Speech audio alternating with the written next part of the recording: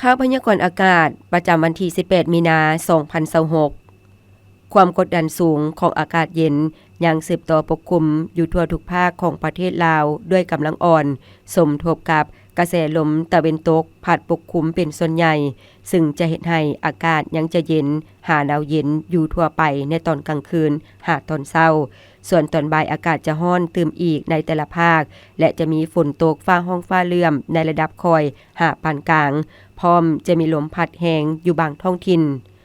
พยากรณ์อากาศแต่เวลา 7 โมงของวันที่ 18 มีนาคม 2026 หาเวลา 7 โมงของวันที่ 19 มีนาคม 2026 ภาคเหนือด้านตะวันออกอากาศจะเย็นหาหนาวเย็นในตอนกลางคืนหาตอนเช้าส่วนตอนบ่ายอากาศร้อนและจะมีฝนตกฟ้าห้องฟ้าเลื่อมในระดับคอยหาปานกลางอยู่บางท้องถิ่นพอมีลมพัดแรงเป็นบางโอกาสหรือเนื้อที่การปกคลุมของฝนเท่ากับ 40 ส่วนห้อยของภาคอุณหภูมิในระหว่าง 12-27 องศาภาคเหนือด้านตะวันตกอากาศเย็นในตอนกลางคืนหาตอนเช้าส่วนตอนบ่ายอากาศจะร้อนขึ้นตื่มอีกและจะมีฝนตกฟ้าห้องฟ้าเลื่อมในระดับคอยหาปานกลางอยู่บางท้องถิ่น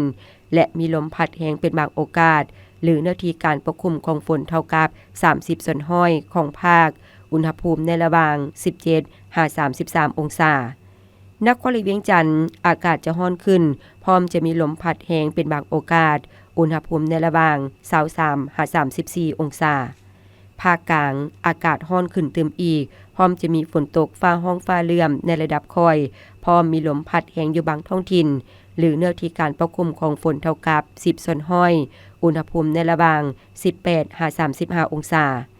แขวงไชสมบุรณ์อากาศจะเย็นหาหนาวเย็นในตอนกลางคืนหาตอนเช้าส่วนตอนบ่ายอากาศจะร้อนพร้อมจะมีฝนตกฟ้าห้องฟ้าเลื่อมในระดับคอยและมีลมพัดแรงเป็นบางโอกาสหรือหน้าที่การปกคลุมของฝนเท่ากับ20 ส่วนห้อยอุณหภูมิในระหว่าง 14-30 องศาภาคใต้อากาศร้อนขึ้นเต็มอีกพร้อมมีลมพัดแรงอยู่บางท้องถิ่นอุณหภูมิในระหว่าง 21-36 องศาสำหรับเขตภูเพียงบริเวณอากาศจะเย็นหาดาวเย็นในตอนกลางคืนหาตอนเช้าสำหรับตอนบ่ายอากาศจะร้อนและจะมีฝนตกฟ้าห้องฟ้าเลื่อมในระดับคอยและมีลมพัดแรงเป็นบางโอกาสหรือเนื้อที่การปกคลุมของฝนเท่ากับ20 ส่วนห้อยอุณหภูมิในระหว่าง 10-28 องศา